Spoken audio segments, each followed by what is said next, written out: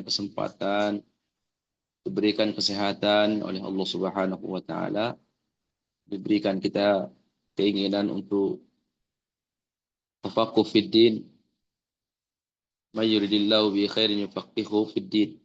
Di antara tanda Allah menginginkan kebaikan pada diri seorang hamba, dia selalu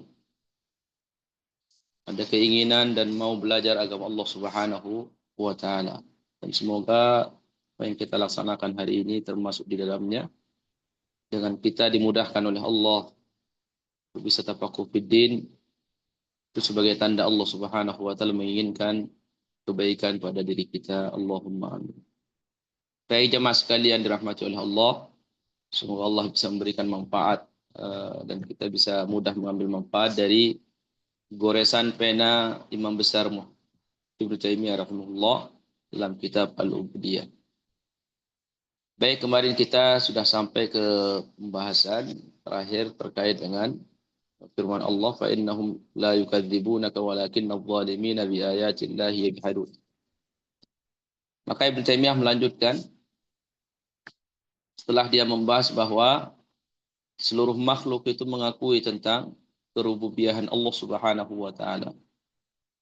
Maka beliau mengatakan fa in i'tarafa al-'abdu, apabila seorang hamba sudah mengetahui annallaha rabbuhu wa khaliquhu, bahwa sungguhnya Allah adalah Rabbnya dan penciptanya, wa annahu muftaqirun ilaihi, dan hamba tersebut juga sudah tahu bahwa dia sangat butuh kepada Allah Subhanahu wa taala. Dia sangat butuh, kita sangat butuh sama Allah Subhanahu wa taala. Muhtajun ilaihi maknanya sama. Muftaqir sama muhtaj itu maknanya butuh kepada Allah Subhanahu wa taala. Memang tidak ada satu makhluk yang tidak butuh kepada Allah. Arafal ubudiyata al-muta'alliqah bi rububiyyatillah. Maka hakikatnya dia sudah mengetahui tentang ubudiyah yang terkait dengan rububiyah Allah Subhanahu wa taala. Yaitu ubudiyah yang terkait dengan rububiyah Allah Subhanahu wa taala, bahwa Allah ini satu-satunya zat yang mengatur alam semesta ini, tidak ada yang lain.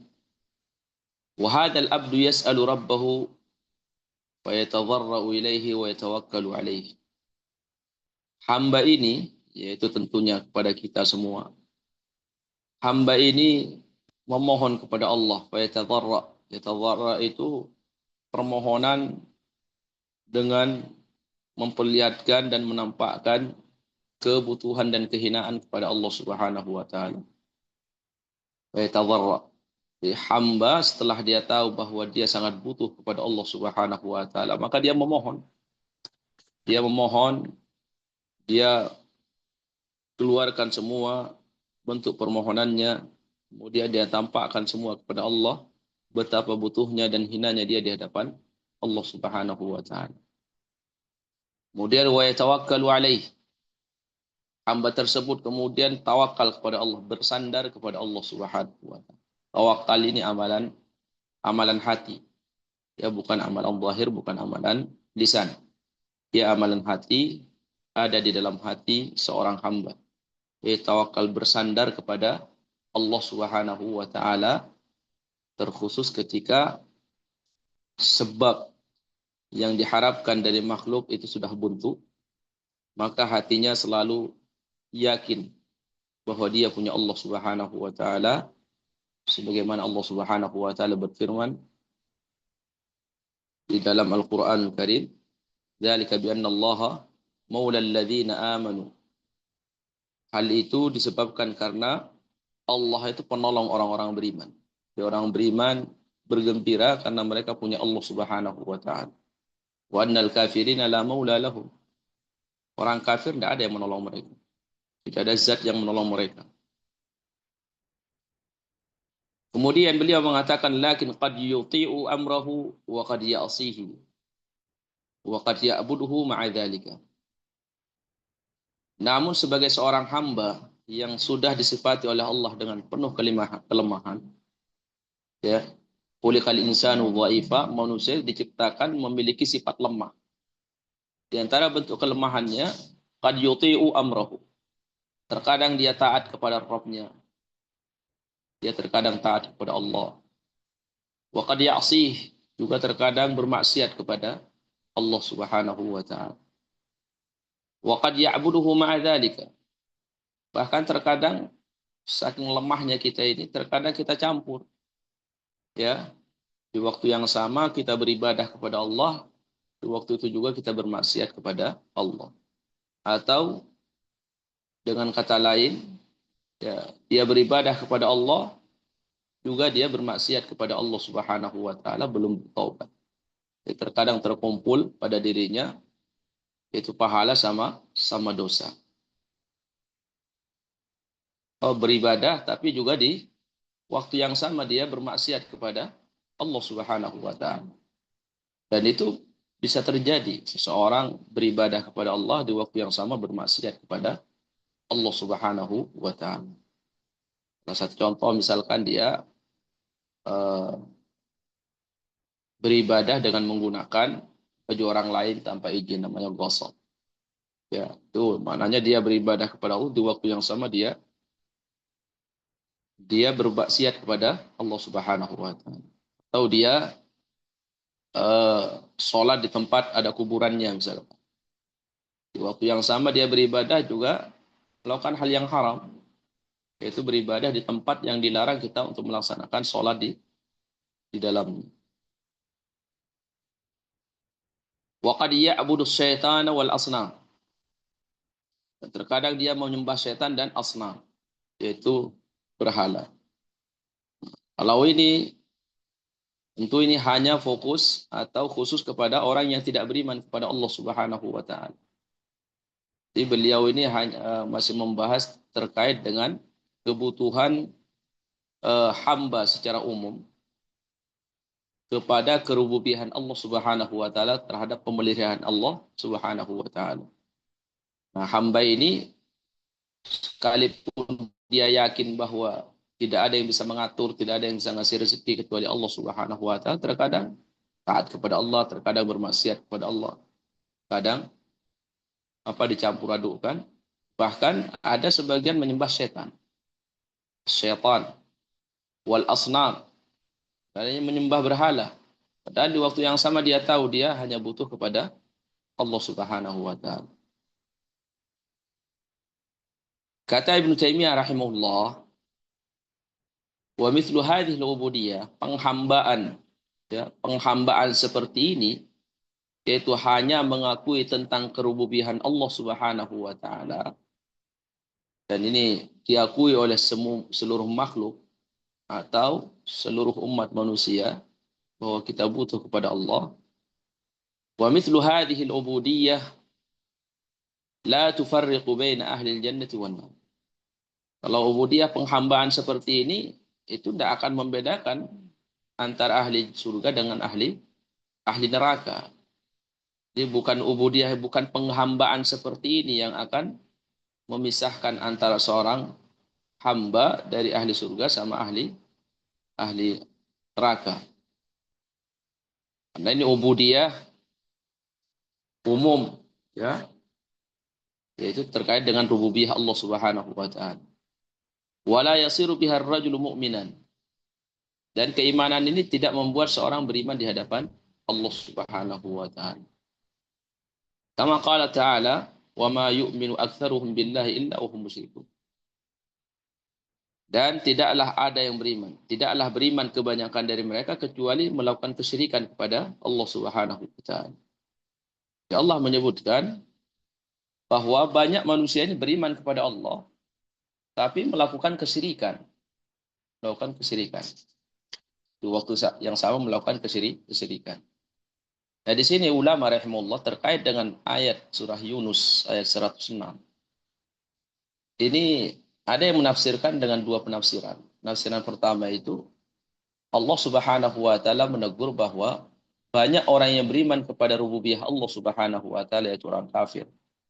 Tapi mereka melakukan kesyirikan dalam bab uluhiyah. Ada juga sebagian ulama menafsirkan makna ayat ini bahwa banyak di kalangan orang yang beriman itu masih melakukan kesyirikan.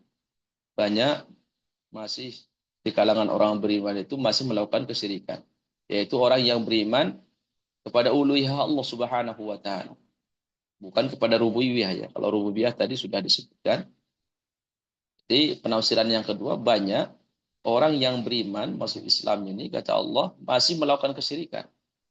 Dan kedua penafsiran ini bisa masuk ke dalam ayat ini, makanya para ulama rahimahullah taala selalu memberikan peringatan kepada kita semua sebagai orang awam bahwa belajar tentang tauhid itu adalah inti yang pertama yang harus kita jadikan sebagai bekal menuju Allah Subhanahu wa taala. Kenapa? Karena itu adalah identitas. Salah tauhid ini adalah sebuah identitas yang akan kita jadikan sebagai bukti bahwa kita ini orang beriman atau tidak. Nah, ini ayat ini kalau ditafsirkan dengan penafsiran yang kedua, bahwa masih banyak orang beriman itu melakukan kesyirikan, kan ini mengerikan. Berarti Allah mengabarkan tidak semua orang yang beriman itu diterima keimanannya oleh Allah Subhanahu wa taala. Tidak semuanya.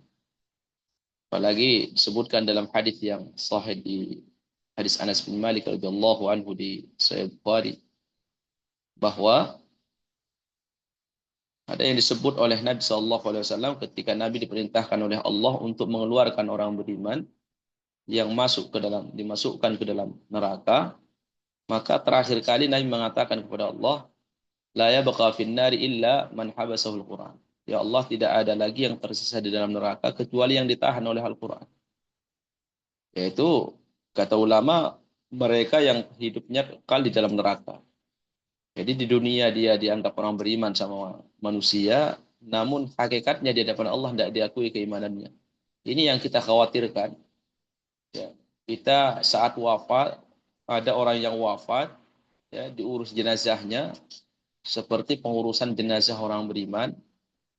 Kemudian dia disolatkan, dimintakan ampun, didoakan, dikafani, dikuburin, dimakamkan di pekuburan kaum muslimin. Karena orang menganggapnya orang beriman. Namun Allah tahu bahwa hamba tersebut melakukan kesyirikan, tidak ada yang tahu kecuali dia dengan Allah Subhanahu wa taala. Sehingga hari kiamat akan tersingkap bahwa dia harus kekal di dalam neraka karena ditahan oleh Al-Quran. Yaitu dinilai dia meninggal dunia dalam keadaan tidak beriman kepada Allah Subhanahu wa taala, sekalipun manusia menilainya orang beriman. Jadi penilaian manusia tidak akan merubah status hakikat agama seorang hamba di hadapan Allah Subhanahu wa taala. Maka saat dipuji jangan terlalu gembira, juga saat dihina juga jangan terlalu jatuh. Karena balil insan wala nafsihi basir. Manusia paling tahu tentang dirinya sendiri.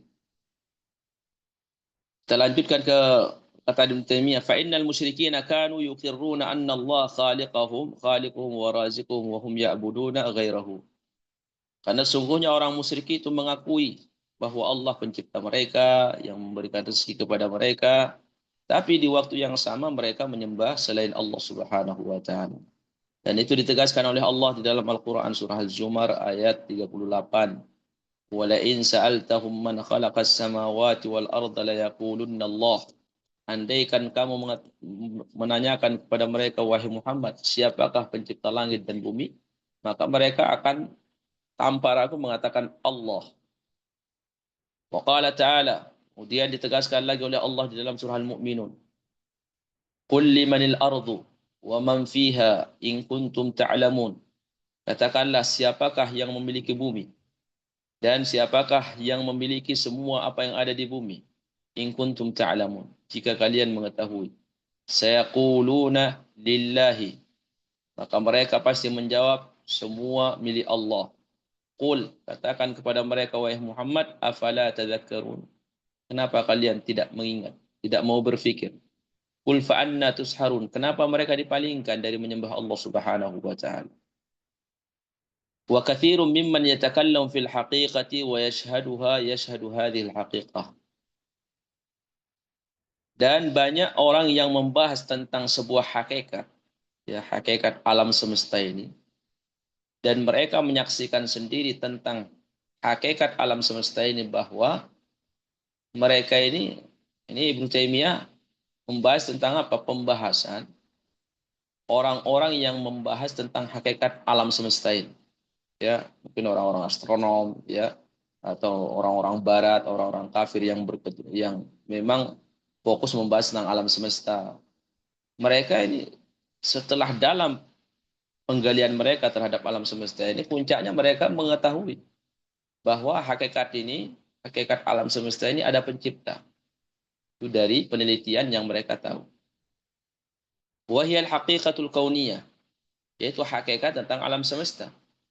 Allati yashtariku fiha wa fi syuhudiha wa ma'rifatiha al-mu'min wal kafir.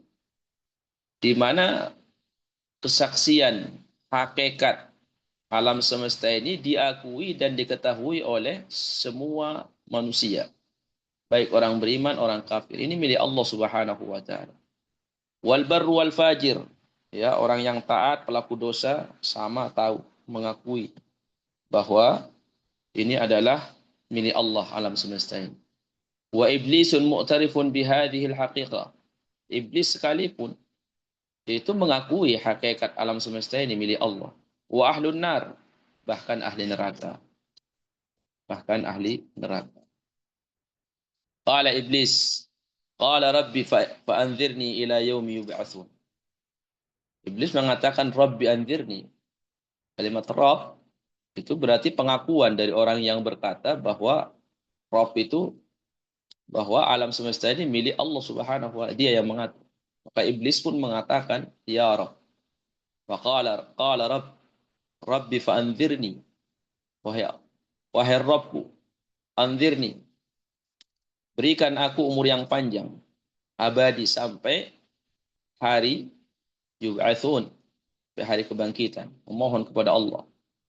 Maka Allah pun kabulkan. Dalam ayat yang lain iblis mengatakan qala rabbi bima aghwaytani. Wahai Rabbku, karena engkau telah menyesatkan aku, la uzayyinanna lahum fil ardi, akan aku hias dunia ini kepada mereka. Walau ghwiyannahum ajmain, dan benar-benar akan aku sesatkan mereka semua. Wa qala fa bi izzatika la ughwiyannahum ajmain. Di dalam surah As-Sad, iblis mengatakan la fa bi izzatika la ughwiyannahum ajmain. Demi kemaha perkasaanmu ya Allah, benar-benar aku akan menyesatkan mereka semua, yaitu kita. Dalam ayat yang lain dalam surah Al-Isra, iblis mengatakan qala ara'aitaka hadzal ladzi karramta alayya. Ya Allah, apakah makhluk ini yang kamu muliakan lebih kamu muliakan daripada saya? Kata iblis, lihat saja Adam, akan saya sesatkan. Makhluk yang kamu muliakan ini akan saya sesatkan. Kata Ibnu Taimiyah, wa amthala hadza min al-khitabi alladhi yuqirru fihi bi anna Allah rabbuhu wa khaliquhu wa khaliqu ghairihi. Dan ini banyak perkataan iblis seperti ini dalam Al-Quran diabadikan oleh Allah, bahwa dia mengakui Allah adalah Rabb dia dan penciptanya, dan Allah yang menciptakan alam semesta ini semua. Wa kadzalika ahlun nar, sampai ahli neraka yang mereka kekal di dalam neraka mengatakan Rabbana ghalabat alaina shiqwatuna wa kunna qauman dhalin. Ya Allah, wahai Rabb kami ini masuk ke dalam neraka karena akibat perbuatan dosa kami. Perbuatan dosa kami. Wa kunna qauman dhalin. Dan kami sungguhnya kaum yang sesat. Mereka menggunakan Rabbana. Ahli neraka juga mengakui bahwa Allah itu Rabb. Kalau disebut Rabb, berarti itu pengakuan dari yang mengatakan bahwa Allah yang mengatur alam semesta. Termasuk ahli neraka mengakui hal tersebut. Wa qala ta'ala, walau tara idh wuqifu ala rabbihim qala alaysa hadha bilhaq qalu bala wa rabbina. Andaikan kamu melihat idh wuqifu ala rabbihim, ketika orang-orang kafir itu diberhentikan di hadapan Rabb mereka, yaitu orang kafir di dunia tidak mau beriman, dikatakan kepada mereka oleh Allah, alaysa hadza bilhaq, bukankah ini hari yang benar, yaitu hari kebangkitan yang dulu kalian ingkari? Qalu bala wa rabbina, mereka menjawab, tentu ya Allah, wa rabbina, wahai Rabb kami. Mereka semua mengakui tentang kerububihan Allah Subhanahu wa taala. Maka jamaah sekalian yang dirahmati oleh Allah Subhanahu wa taala, memang menarik ya, menarik alam semesta ini dipelajari ya. Dan itu luar biasa penemuan-penemuan sekarang. Namun kata ulama rahimahullah, jangan sampai kesibukan kita ini mempelajari alam semesta, sekalipun itu dianjurkan, ya diperintahkan kita oleh Allah untuk apa? Untuk mempelajari alam semesta ini sebagai bentuk apa? Penambahan ilmu agar kita lebih mengagungkan Allah Subhanahu wa taala. Dan banyak orang yang beriman disentuh hidayah dari Allah itu lewat penelitian alam semesta. Misalkan mereka yang dokter, ya, lewat janin, astronom, mungkin lewat planet-planet dan seterusnya, itu mereka tersentuh betapa kemahabesaran Allah Subhanahu wa taala. Namun kata ulama rahimahullah, ya, kata ulama rahimahullah taala, ilmu tentang alam semesta ini, ilmu tentang alam semesta ini yang terkait dengan rububiyah Allah tidak seberapa besarnya di hadapan Allah daripada ilmu terkait dengan keilahian Allah Subhanahu wa taala, tentang uluhiyah Allah Subhanahu wa taala.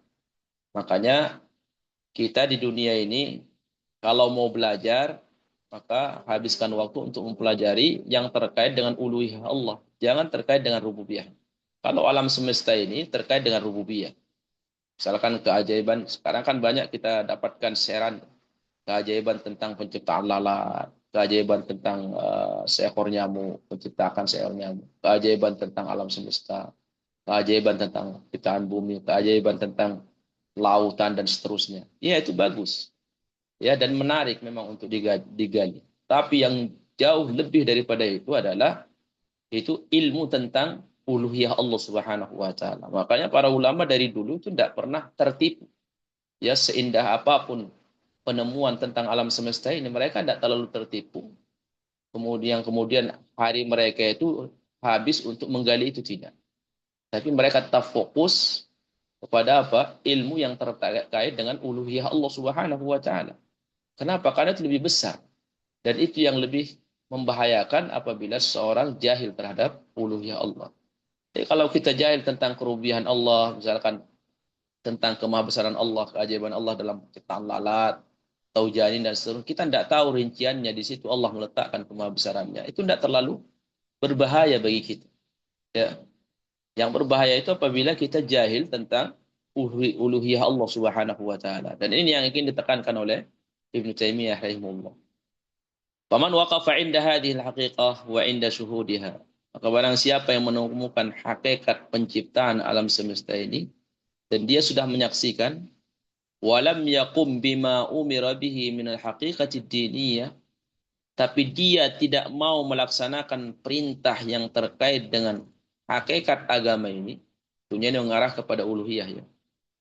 Allati hiya ibadatuhul muta'alliqah bi ilahiyatihi, yaitu uh, ibadah yang terkait dengan apa keilahian Allah Subhanahu wa taala, ta'ati amrihi, dan mentaati perintah dan perintah Rasulnya, kana min jinsi iblis wa ahli nar.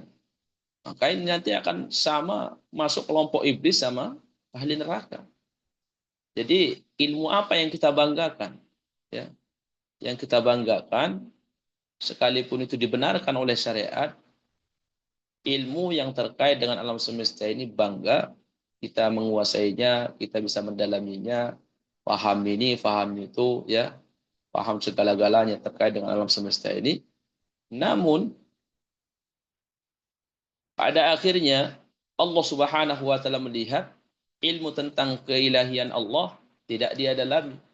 Akhirnya Allah Subhanahu wa taala mencampakkan dia ke dalam api neraka bersama iblis dan ahli neraka yang lain. Jadi dari sini kita mengetahui ya betapa besarnya ilmu yang dipelajari oleh para ulama rahimahullah taala. Bahwa para ulama itu sekalipun mereka tidak tahu secara rinci tentang alam semesta ini, mereka itu tidak pernah tergiur untuk belajar itu karena mereka tahu bahwa yang besar di dunia ini adalah ilmu tentang keilahian Allah Subhanahu wa taala. Ya.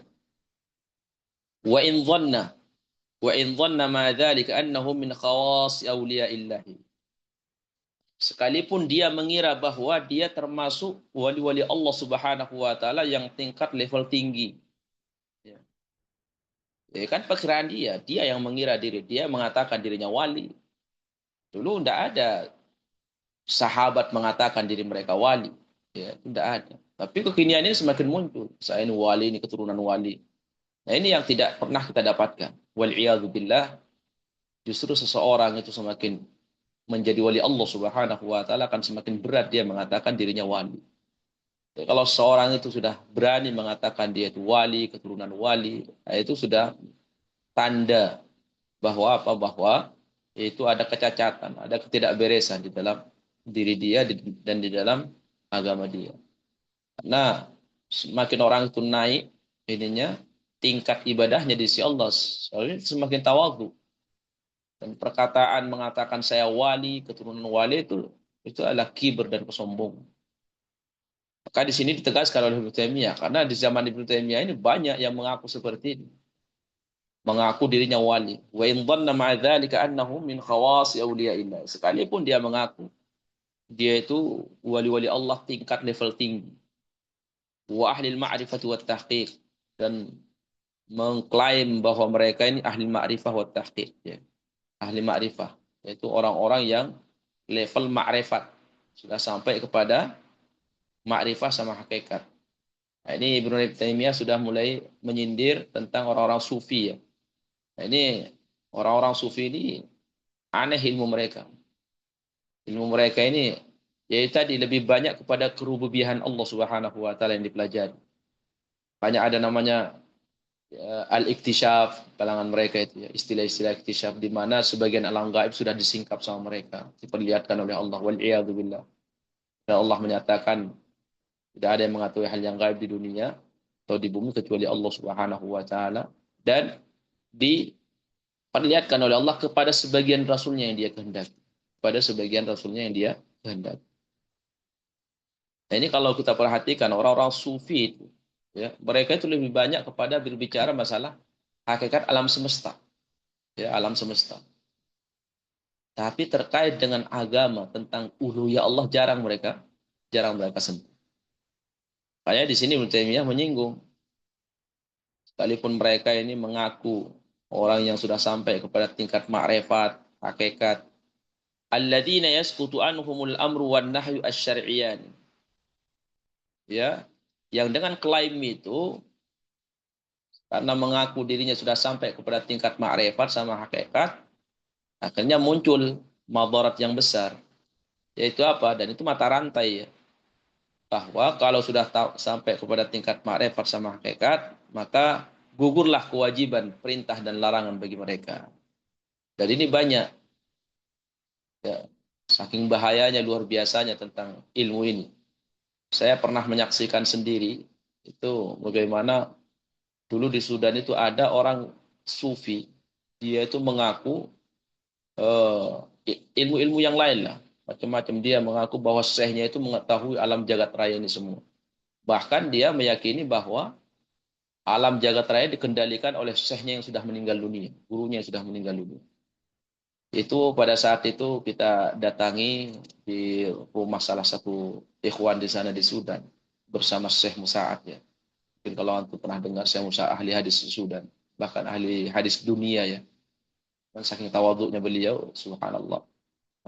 Tidak ada yang kenal kecuali segelintir orang. Itu beliau diskusi, diajak untuk taubat, dibawakan dalil. Itu tidak mapan. Itu bahayanya, ya, ilmu yang terkait dengan tarekat-tarekat ini, yaitu ilmu tentang sufian ini. Karena sudah yakin. Jadi apa yang disebutkan oleh Ibnu Taimiyah di dalam kitab ini, bahwa ada orang yang mengaku dirinya itu lepas dari kewajiban, larangan dan perintah, itu memang benar ada. Dan itu bukan, mereka itu tidak ragu. Kan kita mungkin mendengar ini, ada orang yang kalau sudah mengklaim dirinya sampai ke tingkat ma'rifat atau hakikat, dan tidak sholat, dan tidak puasa, karena mereka sudah yakin bahwa mereka itu tidak lagi wajib sholat, tidak lagi wajib puasa. Kita mendengar itu masih antara percaya dengan tidak. Masih antara percaya dengan tidak.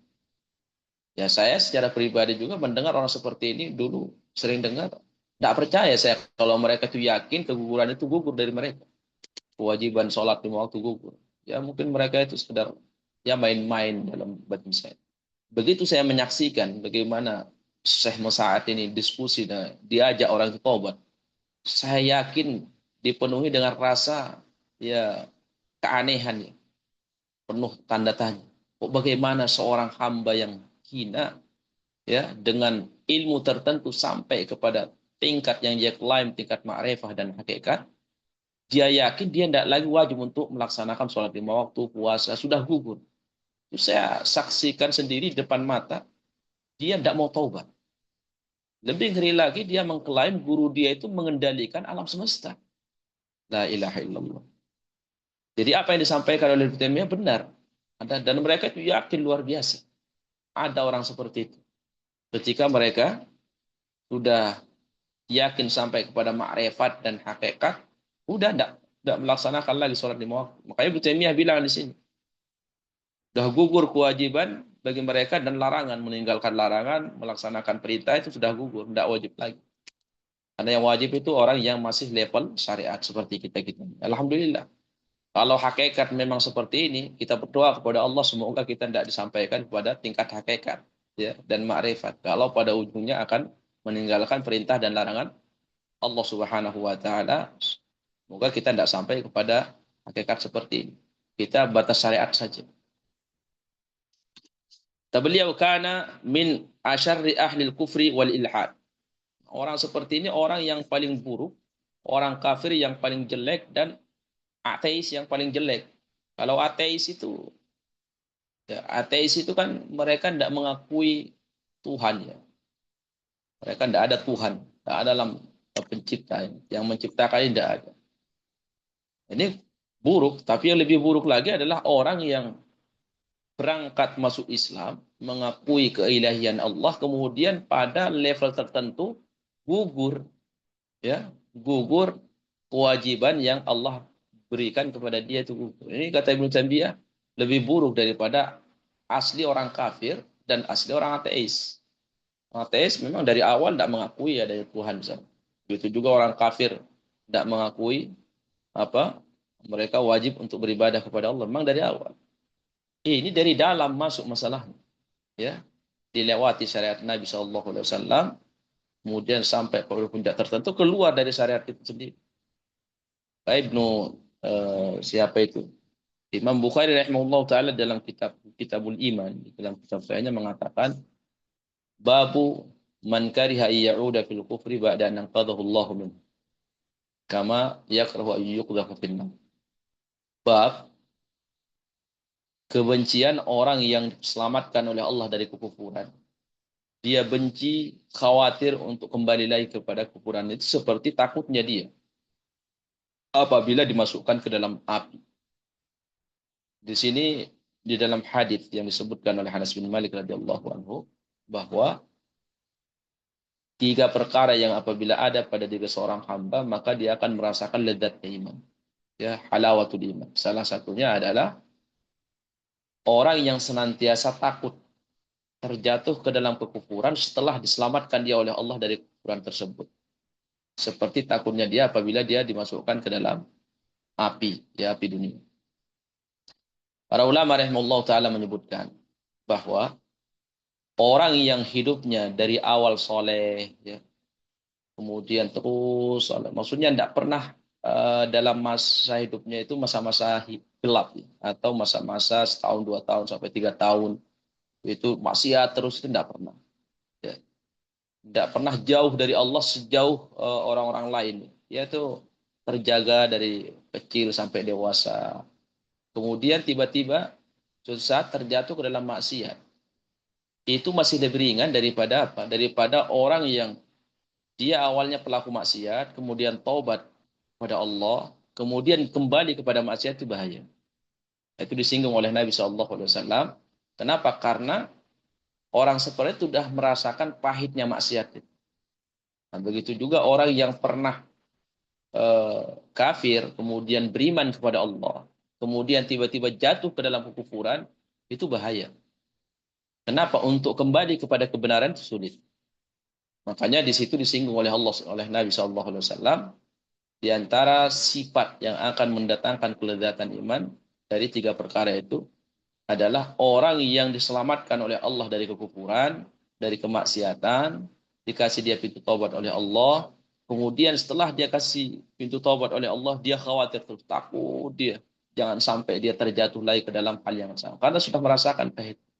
Nah, ketika orang seperti terjatuh ke dalam maksiat yang sama, nah ini yang disebutkan oleh Allah Subhanahu wa taala dalam Al-Qur'an, orang seperti ini di antara sifat orang munafik, ya, yang biasanya sulit untuk kembali kepada kebenaran. Maka mohon kepada Allah Subhanahu wa taala maksiat-maksiat yang dimana kita diselamatkan oleh Allah, diberikan pintu taubat, berusaha dan takut, melahirkan rasa takut jangan sampai kembali kepada maksiat yang sama. Ya. Karena itu tadi mantan soleh, mantan soleh itu sulit untuk kembali kepada yang soleh. Tapi kalau mantan apa namanya orang yang memang dari awalnya dia soleh kemudian terjatuh ke dalam maksiatan, ini dianggap sekalipun tidak boleh, tapi dianggap ringan daripada yang pertama tadi. Kenapa? Karena ini belum pernah merasakan pahitnya maksiat. Misalnya. Baik, maka itu yang disebutkan oleh Ibnu Taimiyah rahimahullah. Kenapa orang ateis yang memang asli ateis, memang dari awal tidak mengakui adanya Allah, dan orang kafir dari awal tidak pernah masuk Islam, itu masih lebih ringan. Ya sekalipun semua kekal dalam neraka, masih lebih ringan daripada umat Muhammad yang dia masuk ke dalam syariat ini di awal dia melaksanakan sholat lima waktu, kemudian puasa, melaksanakan syariat, melaksanakan perintah, meninggalkan larangan.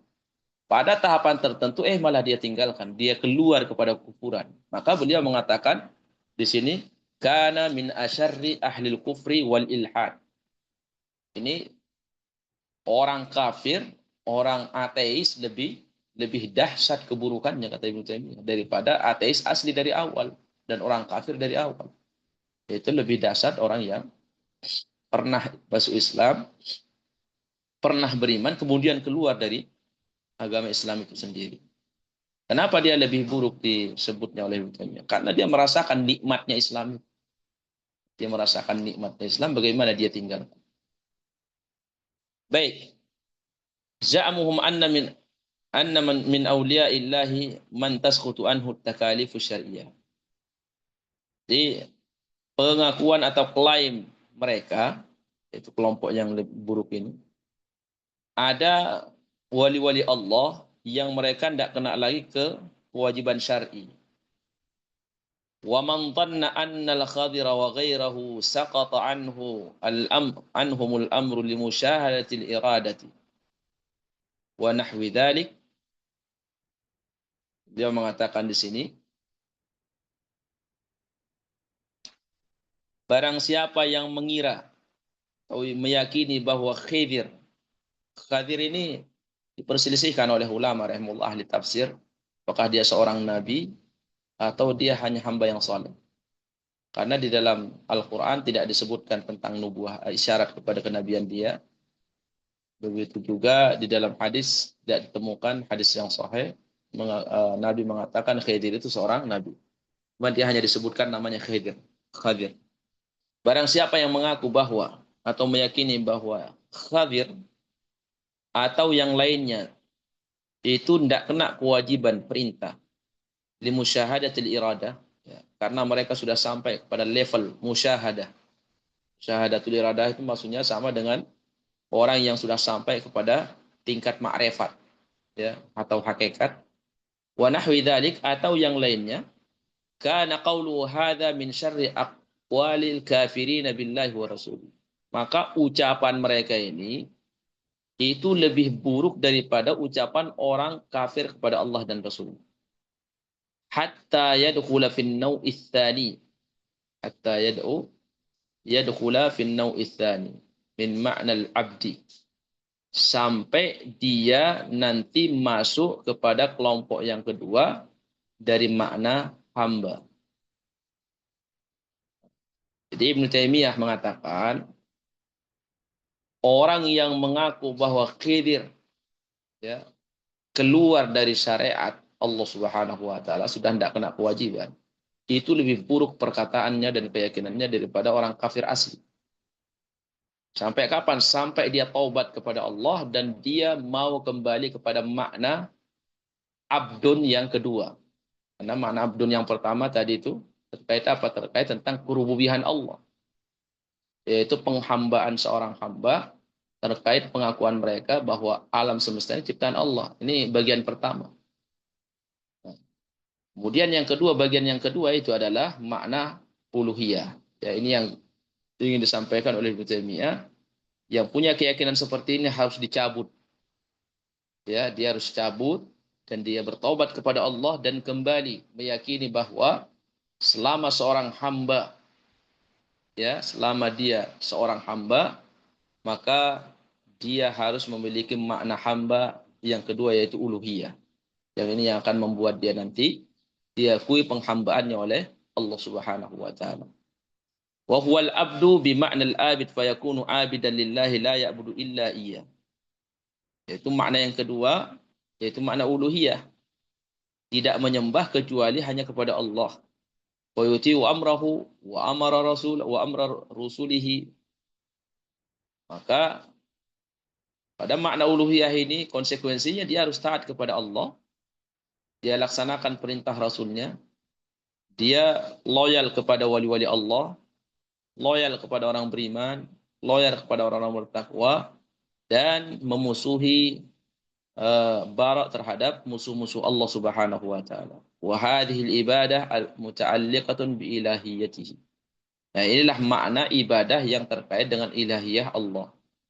Wa lihadza kana unwanut tauhid la ilaha illallah. Oleh karenanya, kenapa inti tauhid itu ada pada la ilaha illallah?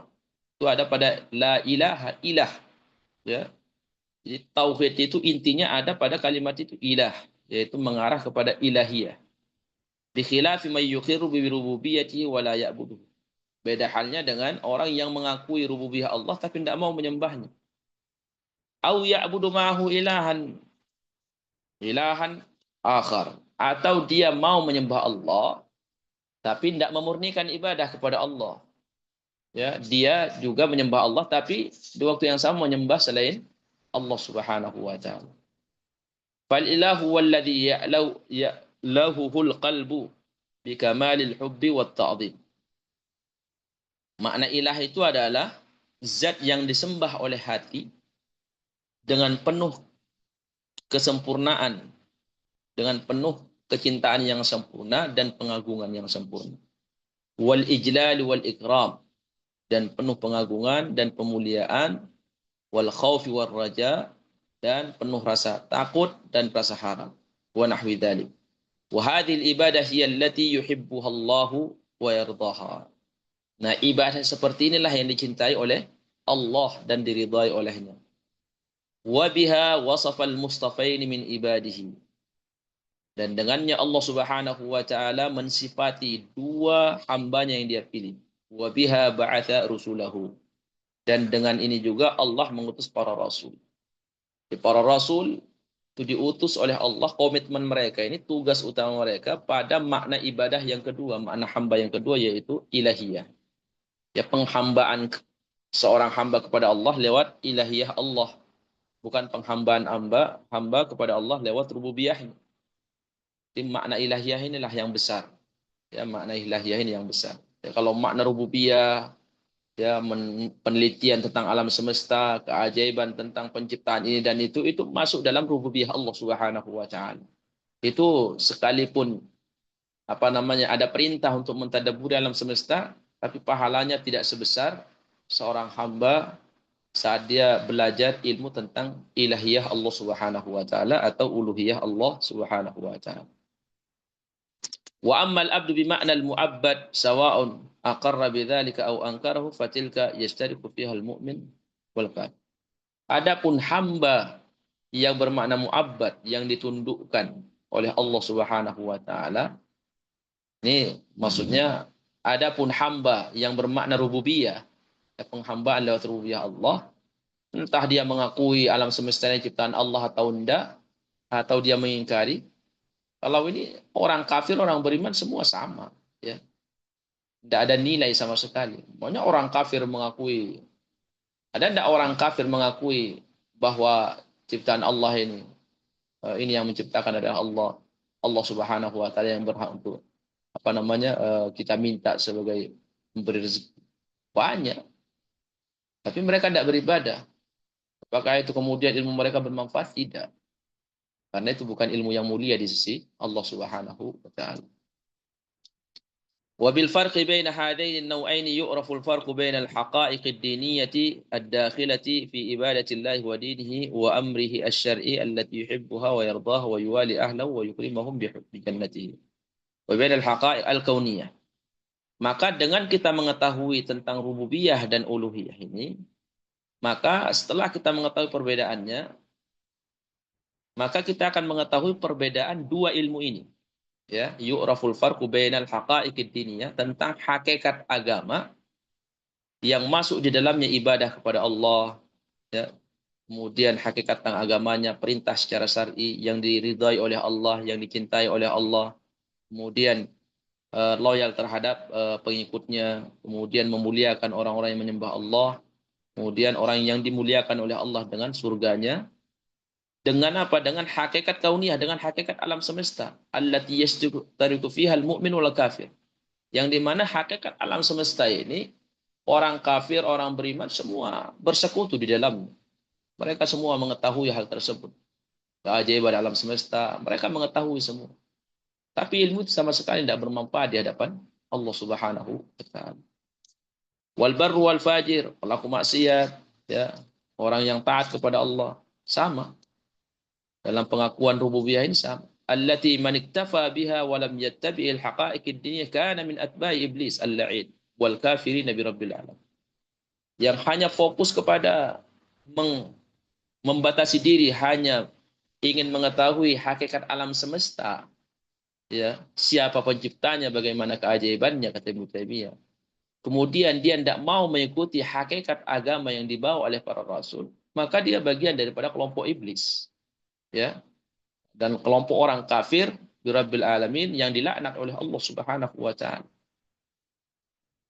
Ini yang membuat kita gembira, ya, bangga selalu belajar ilmu agama ini. Sekalipun di sana banyak umat manusia belajar ini dan itu tentang alam semesta ini, ya itu kita akui itu ilmu juga bagus, tapi itu tidak bisa membuat seorang kemudian dekat dengan Allah Subhanahu wa taala. Wa man iktafa biha fi ba'd al-umuri duna ba'd aw fi maqamin aw halin naqasa min imanihi wa wilayatihi lillahi bihasabi ma naqasa min haqa'iqid din. Dan barang siapa yang membatasi diri, ya, kepada hakikat, sebagian hakikat alam semesta ini tanpa sebagiannya, atau di makam tertentu atau keadaan tertentu, maka disitulah dia juga akan mempengaruhi tingkat kewalian dia di sisi Allah Subhanahu wa taala sesuai dengan kadar hakikat agama yang ada pada dirinya. Jadi gini, inti perkataan Ibnu Taimiyah ini rahimahullah taala, siapa yang lebih bangga dengan ilmu tentang alam semesta ini daripada ilmu yang terkait dengan ilahiyah Allah Subhanahu wa taala tentang hakikat agama ini, maka itu juga yang akan menentukan apa? Derajat keimanan dia di sisi Allah Subhanahu wa taala. Ada yang semangat belajar tentang alam semesta, semangat dia. Tapi untuk agama dia tidak semangat, ya. Maka Ibnu Taimiyah mengatakan, ya itulah tingkatan dia di hadapan Allah Subhanahu wa taala tentang wilayah kewalian dia di sisi Allah, ya seperti itu. Jadi ketertarikan kita untuk belajar ilmu tentang alam semesta dengan agama ini, itu yang akan menentukan posisi kita di hadapan Allah Subhanahu wa taala. Semakin besar ketertarikan kita, waktu kita diluangkan, dihabiskan untuk mempelajari alam semesta ini yang terkait dengan rububiyah Allah Subhanahu wa taala, sekali lagi sekalipun itu syar'i, dianjurkan kita juga untuk mentadaburinya. Kemudian kurang tertarik dengan ilmu agama, yaitu akan mempengaruhi tingkatan derajat agama kita di sisi Allah Subhanahu wa taala. Kekinian-kekinian ini kita lihat banyak orang yang membahas tentang Al-Quran, tentang kemukjizatan Al-Quran, tentang keajaiban sunnah Nabi SAW. Ulama dulu itu sering mengatakan seperti ini. Jangan sampai dengan tersingkapnya keajaiban Al-Quran, keajaiban sunnah Nabi SAW dengan alat-alat canggih saat ini, kemudian itu akan membuat kita akhirnya apa namanya seakan-akan tanpa itu kita kayak kurang menikmati, gitu, ya.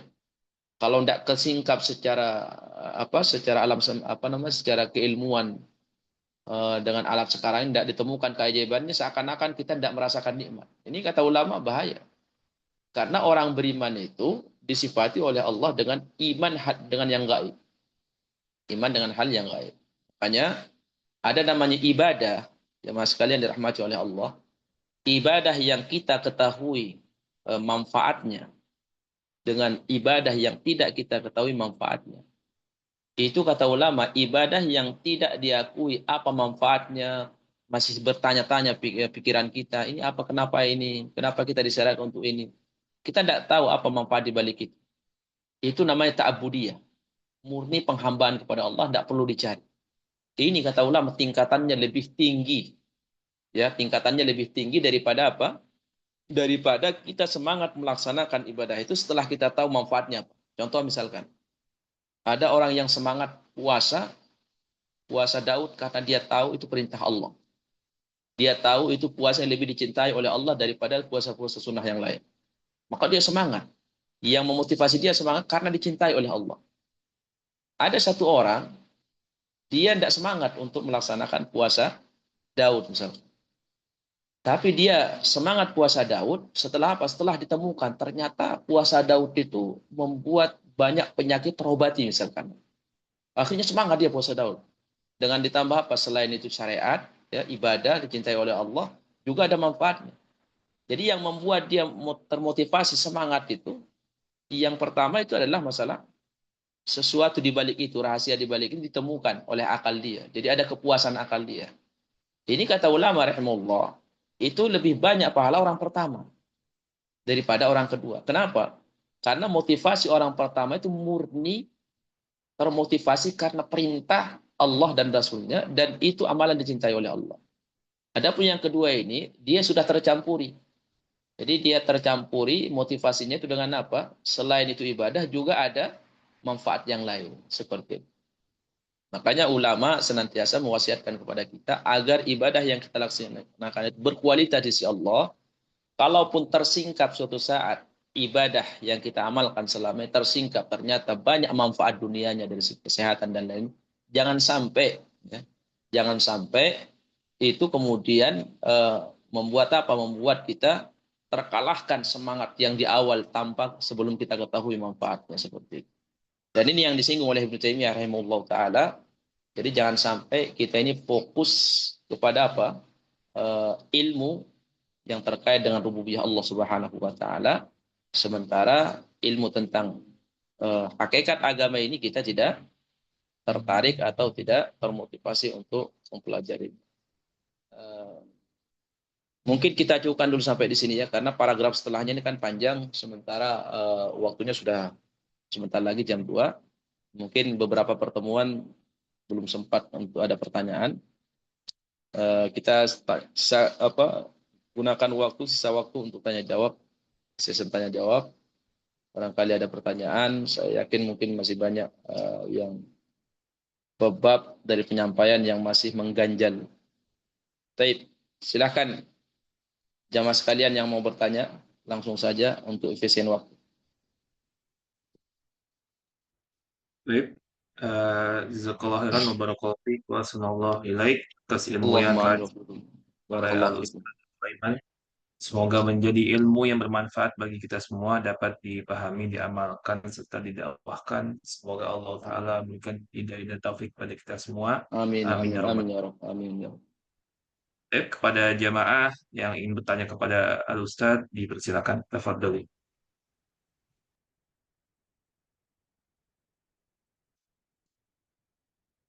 Ya, Eh, ini Ini dulu kali ya. ada yang bertanya ini Ustaz lewat chat Ustaz. Ana izin bacakan Ustaz ya. Fadal Ustaz Ada Abu Warkan. yang bertanya Barakallahu. lewat chat dari Ibu Leli. Ustadz, kami ini kan sedang belajar tentang din ini. Usia sudah tidak mudah. Nah, bagaimana kami bisa melewati masa-masa bermaksiat dan berbuat baik terkadang tanpa disadari itu kami perbuat. Terkadang tanpa disadari itu kami perbuat. Bisakah kami ini dimasukkan ke golongan orang yang memiliki cinta kepada Allah dengan tingkatan terendah dan kiat-kiat agar kami bisa masuk surga dengan kondisi memperbaiki diri. Jazakallah khair Ustaz. Wa iyyakum jazakumullah khairan.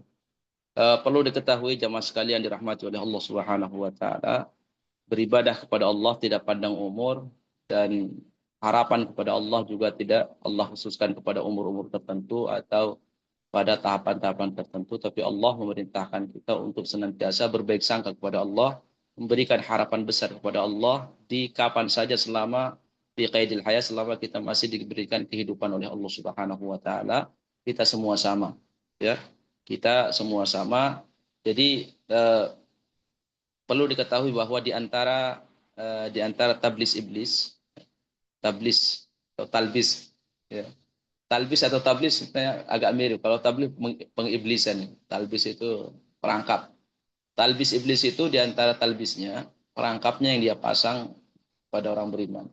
Itu gini, kalau orang itu masih muda, maka dia pasang perangkap apa? Kamu masih apa namanya?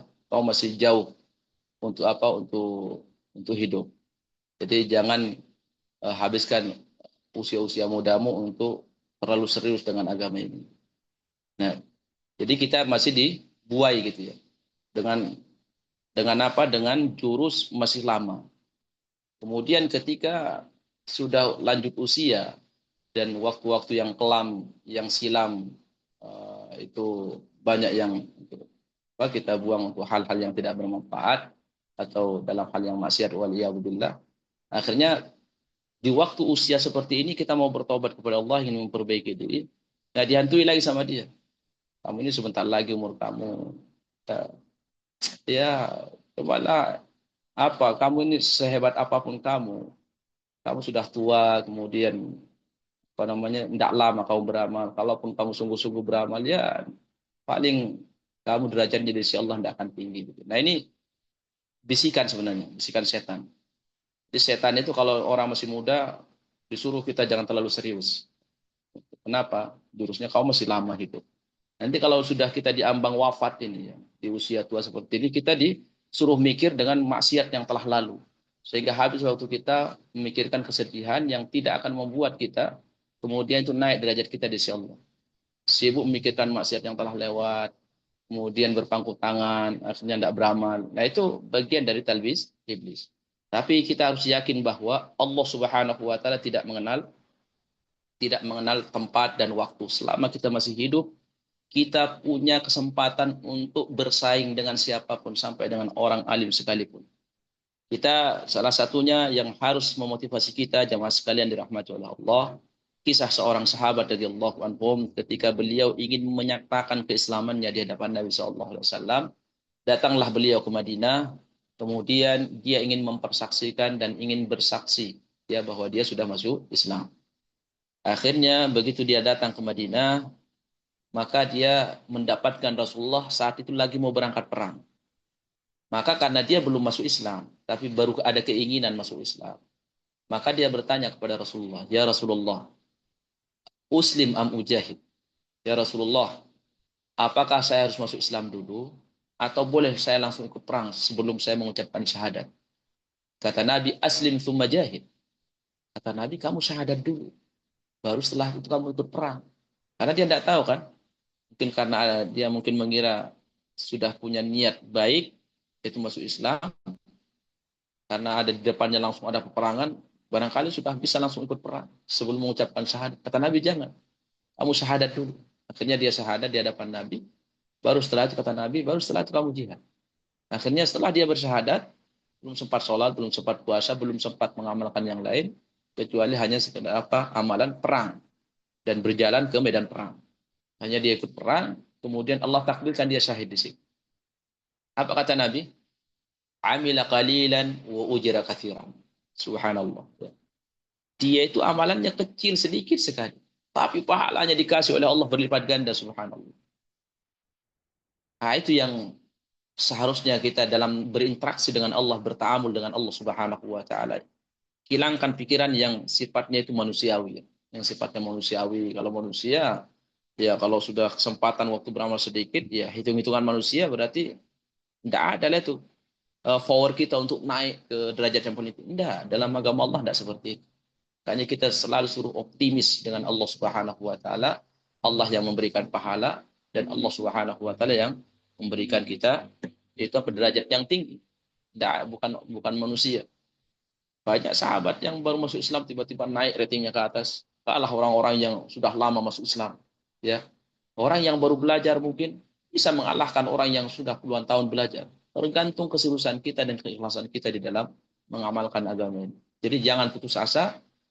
Kata ulama rahimahullah taala selama ada waktu ya masih hidup sekalipun kita sudah tua renta ya tua itu tetap harus ada apa namanya sifat atau niat bersaing dengan siapapun. Nah ini yang harus dilahirkan di dalam batin kita. Di dalam bab beramal itu kata ulama, di dalam bab beramal tidak ada orang tinggi, tidak ada orang rendah dalam bab beramal. Tapi di dalam bab kita belajar, ya jangan kemudian kita menyamakan diri kita dengan ulama.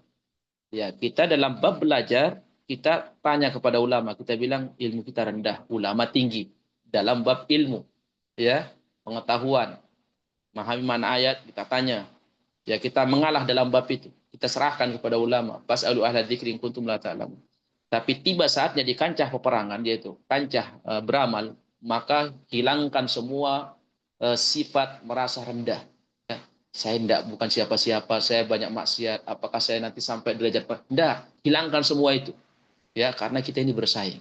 Dalam bab beramal itu bukan tidak ada ulama, tidak ada orang awam, semuanya kita sama. Tergantung siapa yang ikhlasnya tinggi, kemudian berkualitas amalannya di sisi Allah, itu yang akan menentukan dia tinggi atau rendah. Itu yang harus memotivasi kita ya.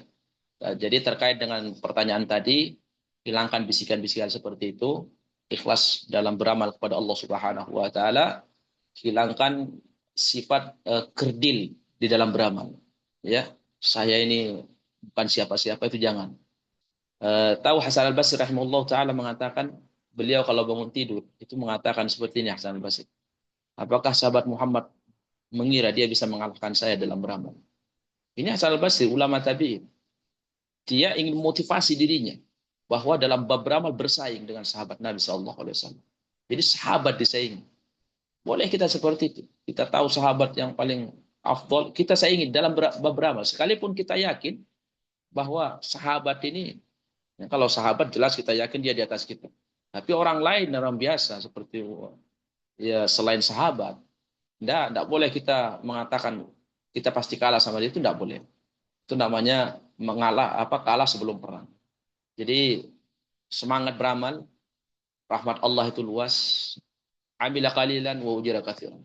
Amalnya sedikit, tinggi derajatnya di sisi Allah Subhanahu wa taala. Jadi Allah tidak melihat waktu, tidak melihat tempat, yang penting selama kita masih hidup, semangat beramal bisa jadi. Sekali kita beramal bisa mengalahkan pahala orang yang ribuan kali beramal. Bisa jadi setahun kita beramal semangat karena Allah kepada Allah Subhanahu wa taala, ikhlas kepada Allah, itu bisa mengalahkan pahala orang yang puluhan tahun beramal. Bisa. Allah hanya melihat kualitas amalan kita, bukan seberapa banyak kita beramal dan bukan di usia berapa kita beramal. Tapi Allah melihat seberapa besarnya kualitas amalan kita saat beramal kepada Allah Subhanahu wa taala. Seperti itu barakallahu fikum. Taufik barakallah. Jazakumullah khairan barakallahu fikum Ustaz atas penjelasannya dan juga Wa fikum pertanyaan dari barakallah. Masya Allah. jemaah yang bertanya kembali, ingin bertanya kembali, dipersilakan atau melalui chat juga silakan. Nanti insya Allah akan Anda bacakan. Tafadhol. Assalamualaikum warahmatullahi wabarakatuh. Ustaz, Afwan, saya mau tanya Ya. terkait dengan pertanyaan pekan lalu dari Ummu Asad ya Ustaz. Kita kemarin membahas mengenai ibadah itu didasarkan dua hal, ketundukan dan Baik. kecintaan, begitu ya Ustaz? ketundukan dan kecintaan. Nah, kemarin Ustadz menyampaikan bahwa kalau tidak didasarkan kedua itu, berarti itu bukan bentuk ibadah. Itu ya Ustadz, tidak ada Betul. kecintaan dan ketundukan.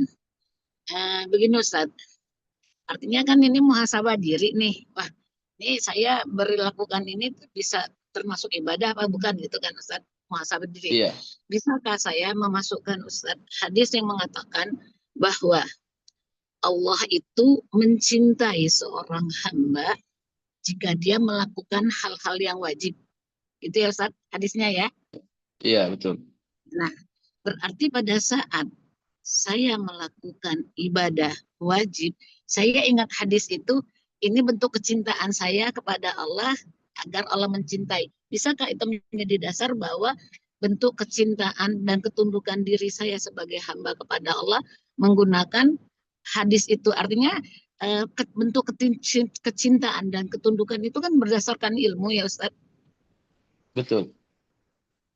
Nah, dengan ilmu sampai ada hadis begitu, itu yang menjadi dasar untuk melakukan amal ibadah, baik itu wajib maupun sunnah. Bisakah itu menjadikan bentuk dasar kita melakukan ibadah, menunjukkan bahwa kita itu beribadah berdasarkan cinta dan ketundukan dari dasar hadis itu, Ustaz, memahami hadis itu.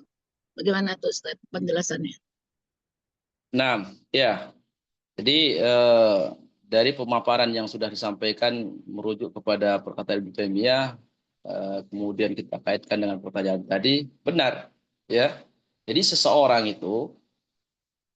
saat beramal, kemudian dia tahu itu perintah Allah, kemudian dia tahu itu disunnahkan oleh Nabi SAW, itu yang membuat dia tergerak untuk mengamalkan.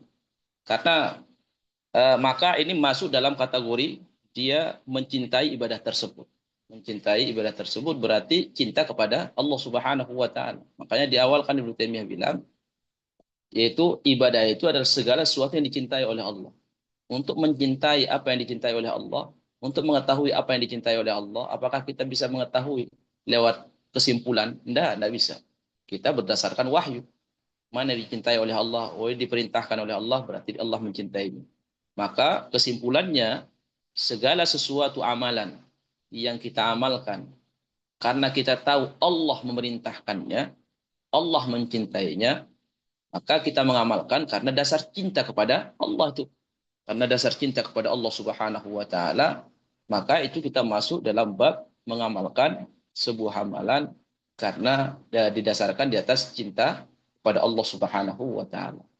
Jadi pertanyaan Ibu Meti ini sebenarnya sudah masuk dengan pembahasan yang pekan lalu kita sampaikan, yaitu harus ada mahabbah, kecintaan kepada Allah Subhanahu wa taala. Karena kalau kita lari kepada definisi cinta, ya cinta itu kata ulama rahimahullah taala itu tidak bisa definisikan, tapi dia hanya bisa dibuktikan. Maka di antara bukti seorang itu cinta kepada Allah, ya dia senang ketika ada perintah Allah, dia langsung segera mengamalkan. Ada perintah Nabi, dia langsung segera mengamalkan. Itu sudah masuk pada beramal karena cinta kepada Allah Subhanahu wa taala.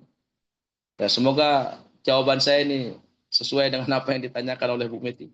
Masalah cinta. Gimana? Ya, Ustadz Afwan, berarti setelah penjelasan Ustadz, berarti saya berusaha dalam mengamalkan itu, mengingat surat Ali Imran ayat 31 ya Ustadz. Ya. Kul in kuntum tuhibbunallah itu Ustadz, itu menjadi dasar ya Ustadz. Betul, Artinya, betul. itu menjadi dalil membuat kita melakukan sesuatu, mengikuti Rasul karena ingin mendapatkan kecintaan Allah Ta'ala. Begitupun sebaliknya gitu ya Ustaz. Artinya itulah yang menjadi dasar. Karena kalau dipikirin kepada diri dengan berdasarkan akal, saya berpikir, saya ini cinta nggak sih sama Allah gitu kan Ustaz? Nggak bisa. Oh iya, betul. Ya, Ya, ada. ya. Ustaz Jadi begitu ya. saya menyimpulkan dari pertanyaan Bu Meti gini. Kan terkadang ingin dirasakan rasa cinta, terkadang kayak tidak terasa ya di dalam hati gitu. Saya cinta apa enggak, terkadang ada. Enggak, kalau selama itu kita sudah tergerak untuk mengamalkan sebuah amalan atas dasar ini, oh ini perintah Allah, akhirnya hati kita tergerak, senang mengamalkan, udah cukup itu. Itu sudah cukup. Tapi tentu juga kecintaan itu ada tingkatan-tingkatannya. Ada orang dengan kecintaannya itu besar sehingga dia terasa bahwa amalan yang dia amalkan itu tidak terasa capek dia, tidak terasa lelah. Kenapa? Karena kecintaan dan pengagungannya kepada Allah Subhanahu wa taala luar biasa. Makanya ulama mengatakan seperti ini. Kenapa Nabi Shallallahu alaihi wasallam itu saat qiyamul lail, beliau itu lama sekali. Sahabat Hudzaifah itu ingin ikut, itu tidak sanggup. Karena kecintaan Nabi kepada qiyamul lail, kepada sholat itu, sama pengagungannya kepada Allah Subhanahu wa taala. Itu kata ulama, andaikan diungkap, diperlihatkan isi hati Rasulullah, ya amalan hatinya, itu dengan amalan zahirnya, itu akan jauh berlipat ganda besarnya amalan hati Nabi daripada amalan zahirnya. Itu Rasulullah. Ya, sehingga apa? Sehingga pengagungan dan kecintaan Nabi kepada Allah Subhanahu wa taala dalam melaksanakan qiyamul lail yang 11 rakaat itu membuat apa? Membuat Nabi itu tidak merasakan capeknya qiyamul lail. Sampai Nabi mengatakan ju'ilat qurratu aini fi shalah. Allah menjadikan kenyamanan, ketentraman saya di dalam salat. Dia tidak terasa ketika rasa pengagungan di dalam hati besar dan kecintaan kepada Allah itu besar. Itu tidak akan terasa itu capeknya ibadah dengan fisik itu. Makanya dalam sebuah syair mengatakan idza kanatil an-nufusu kibaran ta'ibat fi muradihal ajsam. Apabila jiwa seorang itu besar cita-citanya, maka jasadnya itu akan capek untuk meraih cita-cita itu. Nah, begitu juga Nabi SAW. Ya, ini bicara tentang kecintaan ya. Ada orang yang memang kecintaannya itu besar saat mengamalkan ibadah itu ada. Dari satu orang ke orang lain itu jelas berbeda. Tapi cukup seseorang itu ketika misalkan dia tidak merasakan, ini saya cinta apa enggak ya sama sholat ini. Tidak perlu dipertanyakan seperti itu. Cukup bagi kita yang mendorong kita ini untuk sholat itu apa? Oh, karena diperintahkan oleh Allah Subhanahu wa taala. Kemudian ada rasa senang, ada rasa ringan, tidak berkeberatan untuk mengamalkannya karena Allah memerintahkannya, dan itu cukup dijadikan standar paling bawah ya. Standar paling bawah, qul in kuntum tuhibbunallaha fattabi'uni yuhibbukumullah. Katakanlah kalau kalian cinta kepada Allah, maka ukuran tanda standarnya, zahirnya itu apa? Itu mengikuti, melaksanakan perintah itu. Jadi seperti itu. Jadi bukan berarti ketika kita tidak merasakan rasa cinta lahir dalam hati, akhirnya kita menghukumi berarti saya ini tidak cinta kepada Allah dalam mengamalkan. Tidak, kita tidak bisa. Karena memang cinta itu juga sensitif ya, tipis banget ini. Jadi terkadang susah untuk kita ketahui. Barakallahu fikum. Berarti itu kalau pada saat mengatakan ada was-was ya Ustadz mengatakan bahasanya ini cinta itu berarti bisikan setan ya Ustadz. Ablis juga ya Ustadz. Betul, bisa jadi talbis. Bisa begitu kah? Iya. Jadi segala sesuatu yang sifatnya itu akan melemahkan seorang beramal sekalipun dengan kelihatannya syar'i itu talbis semuanya. Fadhal, kalau ada pertanyaan yang lain. Baik, jazakumullah khairan barakallahu fikum atas jawaban dari Al-Ustadz dan juga pertanyaan dari jemaah. Kepada Ya. jemaah yang ingin bertanya kembali, dipersilakan, masih ada waktu. Assalamualaikum Ustaz. Waalaikumsalam warahmatullahi wabarakatuh. Berkaitan dengan yang kita bahas hari ini Ustaz, yang tadi sampaikan Ustaz, bahwasanya ilmu kauniyah tidak menjadikan dekatnya seorang hamba kepada Allah, tidak selalu menjadikan kedekatan hamba dengan Allah. Tetapi ini dari beberapa teman komunitas yang suka mendaki gunung, mereka melakukan aktivitas mendaki gunung itu untuk bertafakur. Begitu alasan mereka. Sedangkan tadi sampai Ustadz juga menyampaikan bahwasanya berkurangnya ilmu jin itu menyebabkan berkurangnya derajat di sisi Allah. Itu kan Ustadz. Nah, ya, betul. Ustadz, untuk menyeimbangkan keduanya antara ilmu kauniyah maupun ilmu diniyah itu seperti apa ya Ustadz? Agar mendekatkan diri kita kepada Allah, meningkatkan derajat kita di sisi Allah. Begitu Ustadz. Baik. Assalamualaikum Ustadz. Waalaikumsalam warahmatullahi wabarakatuh. Kita harus tahu bahwa gini, kita ini dikasih waktu oleh Allah Subhanahu wa taala, itu modal utama kita waktu. Ya, kita ini hanya perjalanan waktu aja. Ya ibnu Adam innaka bid'atun minal ayyam. Kullama dhahaba yawmun dhahaba ba'd. Wa ibnu Adam kata Hasan Basri, kamu itu hanya kumpulan hari-hari. Satu hari lewat berarti apa hilanglah sebagian sehari. Jadi perjalanan waktu nunggu waktu berakhir waktunya udah selesai kita kehidupan kita di dunia ini.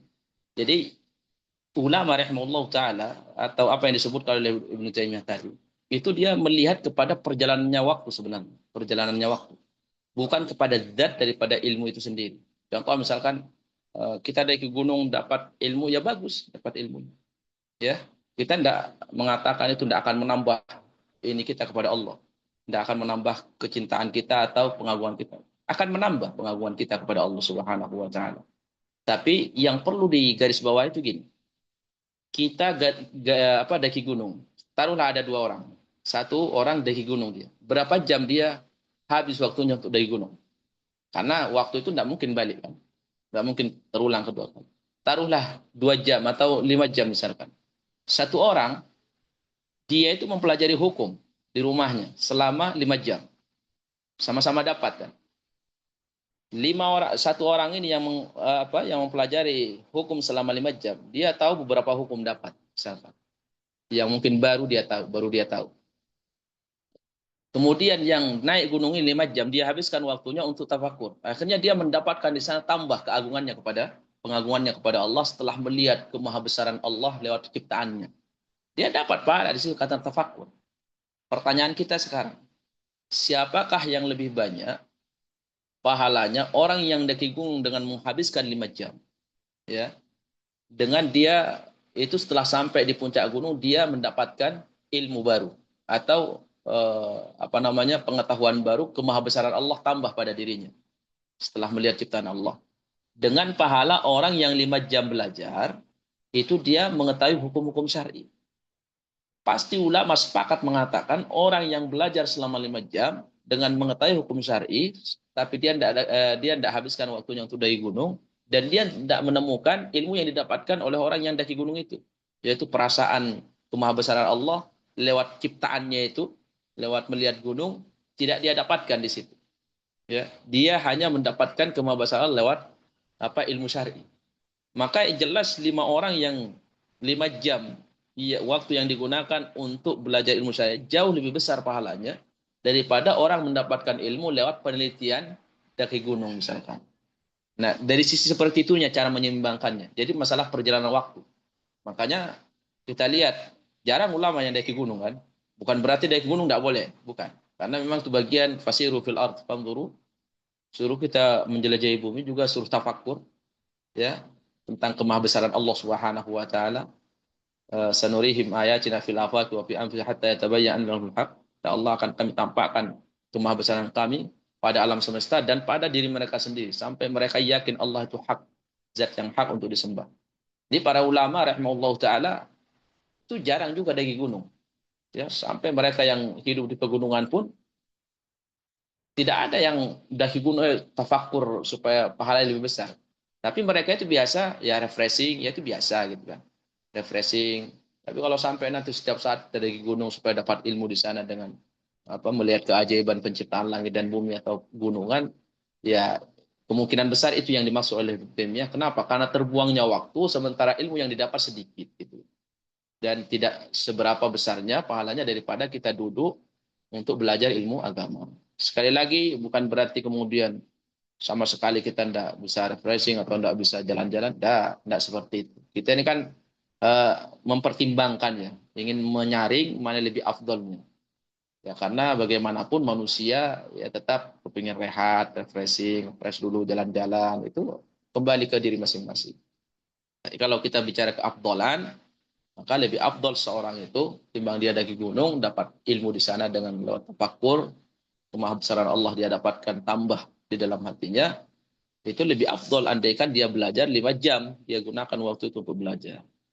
Seperti itu cara menyeimbangkannya. Allahu a'lam bishawab.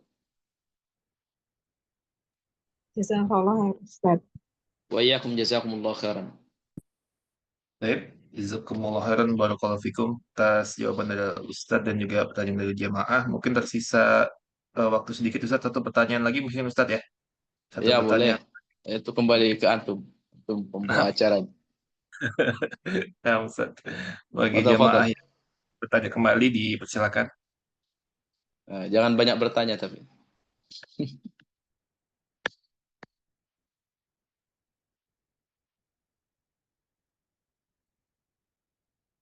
Dan tidak ada kayaknya, Abu Arkan. Mungkin Nah, habis persiapan Ustaz sholat. Ustaz ya. Ya. Baik, baik. Nah, Baik, jazakumullah jika khairan. kita Ya. sebelum kajian yang ini, Anda kembali mewakili jemaah mengucapkan jazakallah khairan wa barakallahu fiik wa Wa assalamualaikum. fika wa jazakumullah khairan Abu Arkan wa wafaqakumullah bil khairat. Amin ya Barakallahu rabbal fiik. alamin. Atas kurang waktu, ilmu, faedah, dan nasihat yang telah disampaikan oleh Al-Ustadz Abu Aiman. Semoga Al-Ustadz dan keluarga beserta kita semua selalu berada dalam Allahumma lindungan Allah Ta'ala. Amin ya Allah. Allah. Amin ya Rabbal Alamin. Baik, kita tutup majelis ini Ustadz dengan doa kafaratul majelis. Baik. Subhanakallahumma bihamdika. Subhanallah bihamdihi wa la ilaha illa anta astaghfiruka wa atubu ilaik. Assalamualaikum warahmatullahi wabarakatuh. Waalaikumsalam Waalaikumsalam warahmatullahi warahmatullahi wabarakatuh. wabarakatuh. Jazakallah khair Ustadz. Wa iyyakum jazakumullah Arkan. khairan. Jazakumullah khairan ibu-ibu. Wafaqakumullah li khairat. Amin. Izin keluar. Alhamdulillah, Ustadz.